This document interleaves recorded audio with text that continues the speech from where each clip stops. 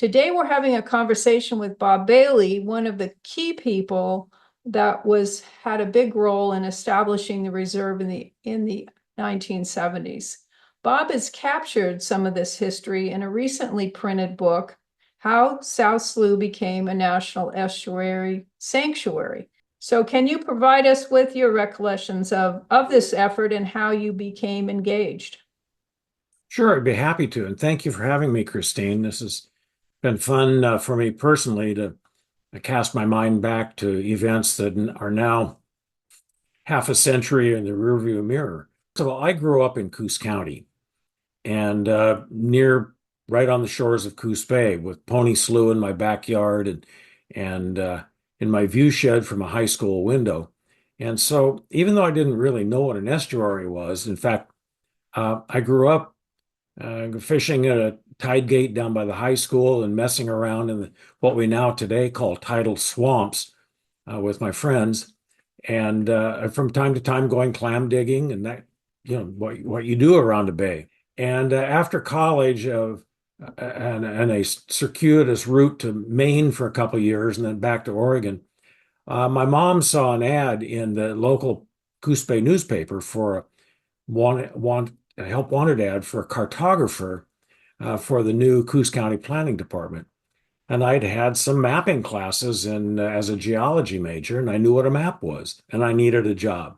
So I applied and ended up as the cartographer in the Coos County Planning Department, myself and the director.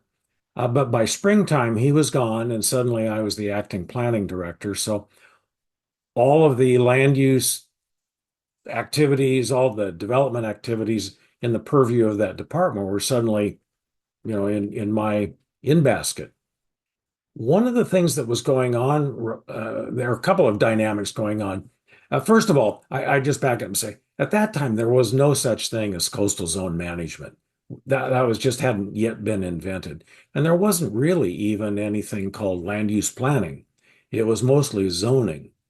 And so I entered the game really back at the end of what turned out to be the pre-land use planning era. So we were making this stuff up as we went along. I mean, that's just kind of unveiling itself to us.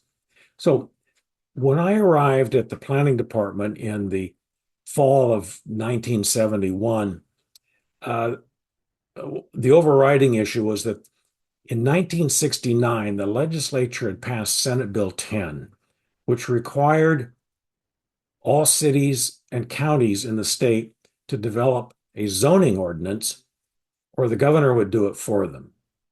And that was just about the extent of the bill. There were really no implementation standards or mechanisms, but it held the threat of the governor doing the zoning for them. And the governor at that time was Tom McCall, and he was not shy about pushing local officials to get on board with zoning. In Coos County, a board of commissioners, could have been 1967 or 68, but very recently, as a board of commissioners had in fact implemented a zoning ordinance for the county, and all three had been recalled. So to say in 1971 that the topic of zoning was a touchy subject was an understatement. Nonetheless, that board of commissioners, which at that time was Mickey Moffitt, Lonnie Van Ellsberg, and Frank Rima, they were determined to do a zoning ordinance on their terms and not have the governor do it. So that was sort of the overriding mission, was to make that happen and to do it through a large measure of citizen involvement. They wanted the public to be involved because they wanted to survive any political fallout that was going to result from this thing.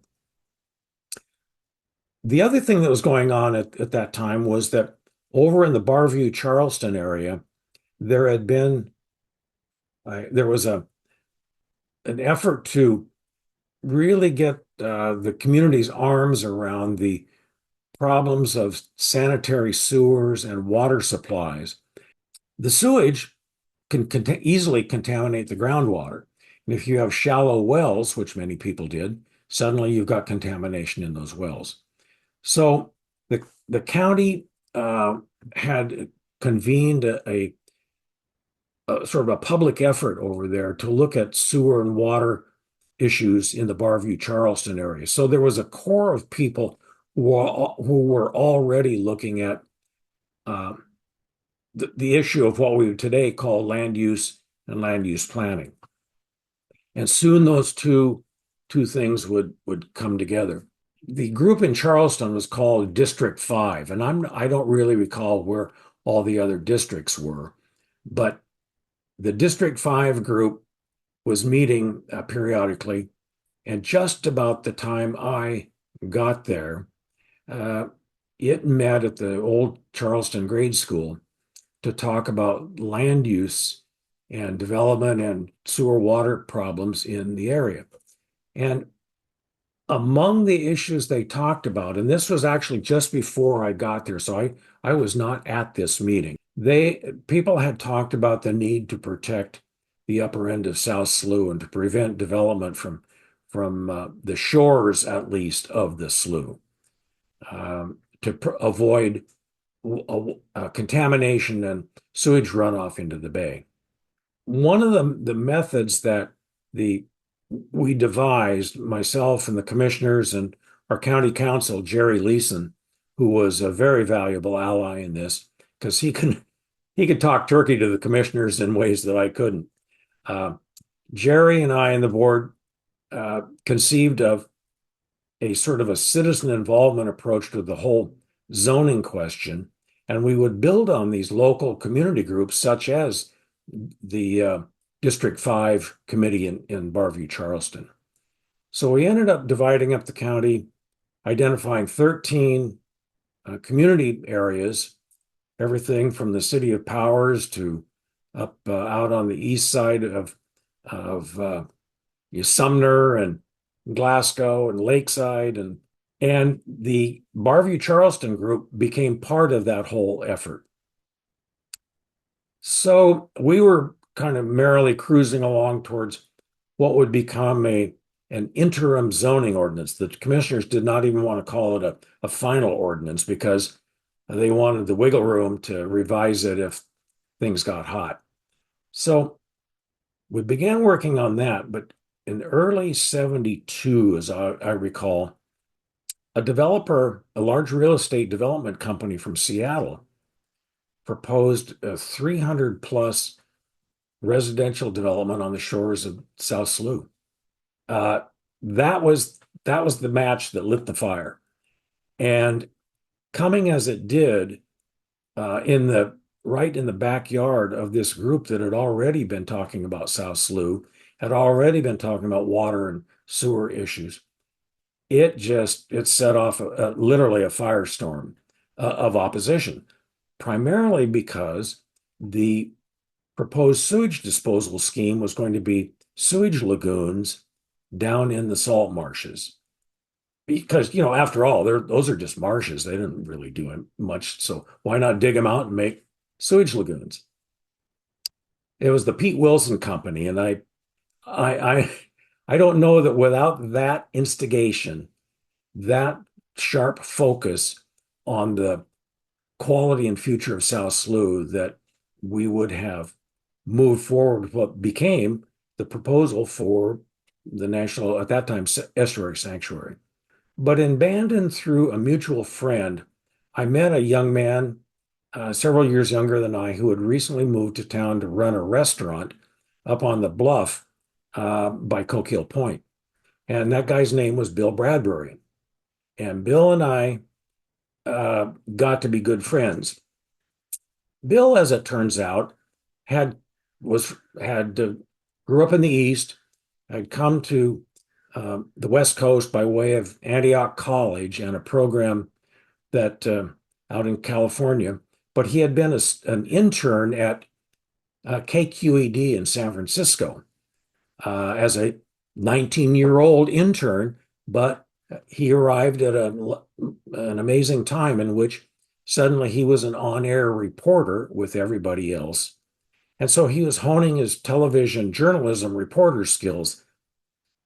At the same time, he fell in with a bunch of people from Antioch and others the Stewart brand Whole Earth crowd down in San Francisco, uh, who had who were beginning to use a brand new portable video technology from the Sony company called it was a Sony Portapack, and this little portable video was would record it only in black and white, and it recorded on little reel-to-reel tapes that were pretty primitive, but they did the job. And so Bill brought his reporter skills and his interest in all things community, as well as this video capacity, to Bandon with him. And he was very interested in what was going on in South Slough because it was a story, it was a controversy, and he wanted to know more about it. So he needed to see what an estuary was uh, firsthand. I had gone up South Slough with Jerry Rudy, who was the director of the Oregon Institute of Marine Biology. And Jerry and I had become friends as well because he was on the county planning commission. And he and his wife Lynn had given me a canoe trip up South Slough, which was fabulous. We went up on a warm summer day and he pointed the sights and we had a great picnic lunch and then paddled the canoe against the wind back down to Charleston, and there we were. And so I recommended to Bill and to Jerry that Bill go up the slough. So we did. And Bill took his video camera and his reporter's inquisitiveness. And while Jerry drove the boat, he pointed out what was going on and what we were seeing, and Bill videotaped it. The next day, we rented an airplane out at the North Bend Airport and went up and flew over South Slough, and Bill videotaped it all from the air. But nonetheless, we got the high and the low. It was great. We sat together and reviewed all the videotape, and Bill began to craft the outlines of a story, a short story about the values of South Slough and what there was to lose. And it was really that effort, I think, that began to crystallize in my mind how important South Slough was and could be. There was no mechanism to save it. We had no idea that there was even the possibility of a National Estuary Sanctuary, but it was a way of crystallizing the values of this sluice and try to bring it to public attention. Then now we have another thread coming into this. In 1971, the spring before I arrived in Coos County, the legislature had enacted the Oregon Coastal Conservation and Development Commission.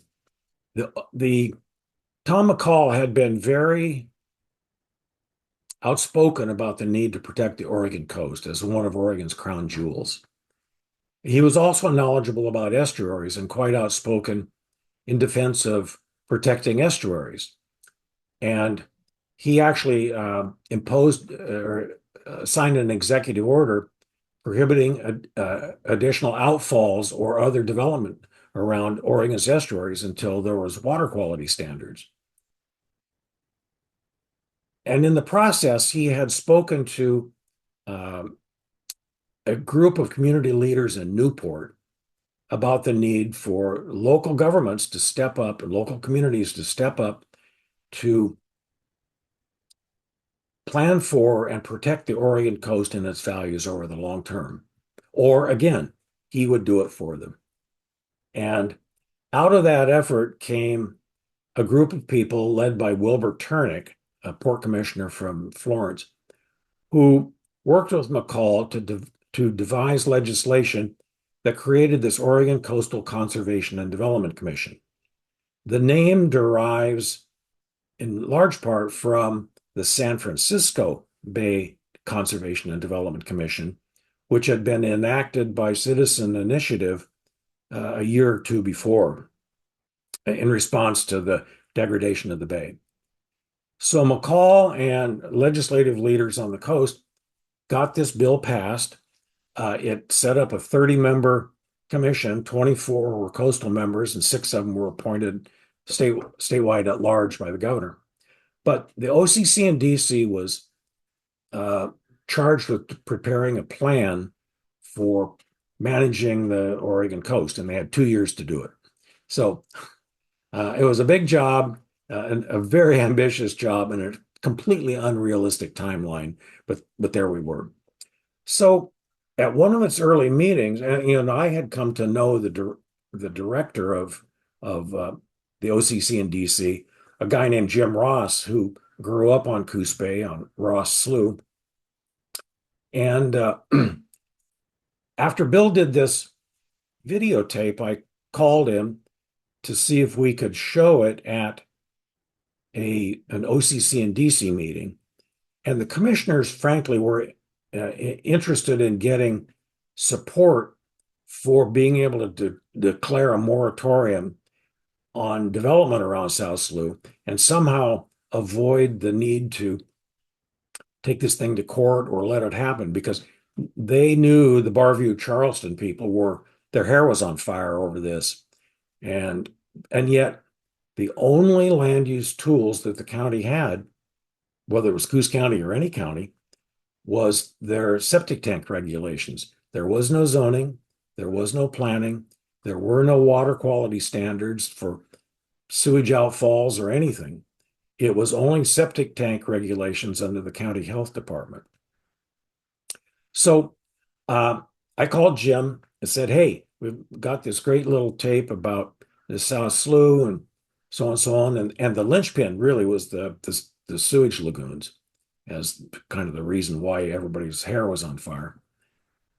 So in October of 72, we drove up to Florence, and Bob Yonker, who was a port commissioner from Coos Bay, was on the OCC in DC.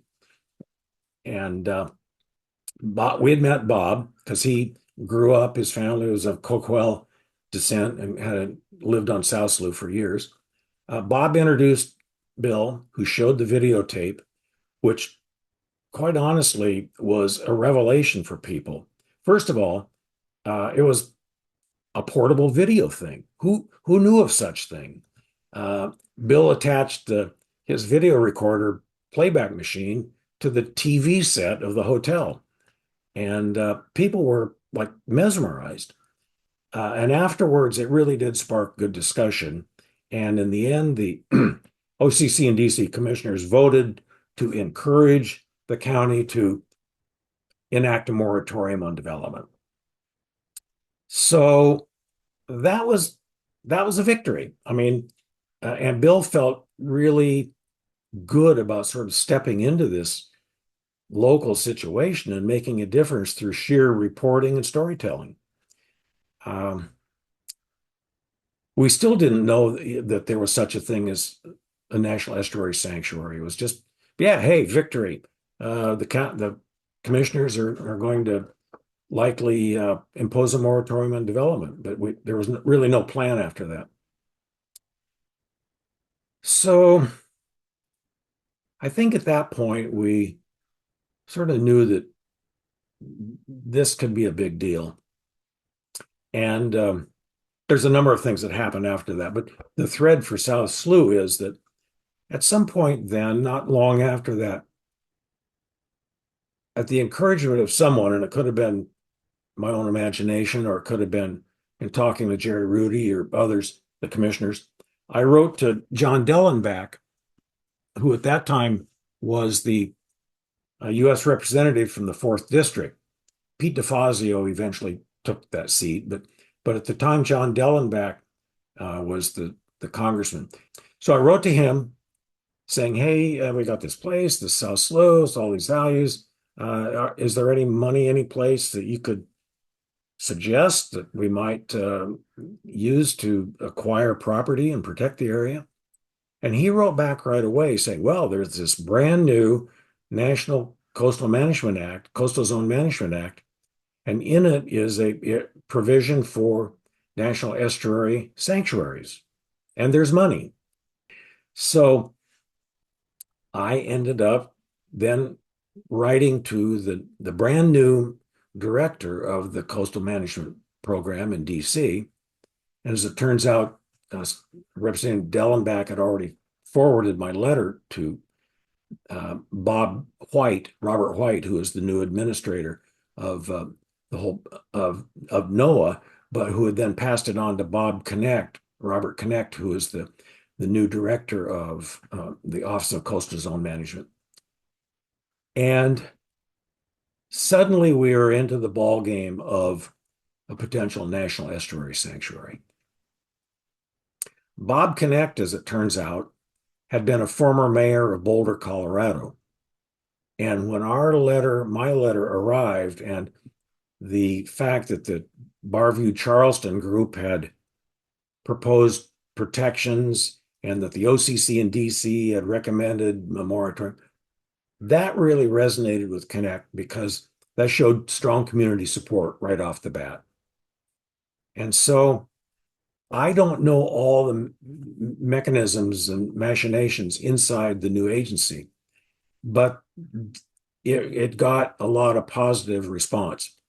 And Jim Ross, at the same time, Jim Ross, who was the OCC and DC director, kind of took this on his own because he had been, as it turns out, I didn't know this at the time, but as it turns out, he had been working with several colleagues, one in California, a guy named Peter Douglas, who was instrumental in getting the California Coastal Commission enacted, and a guy named Jim Murley in Florida, who had been responsible for some coastal management legislation in Florida.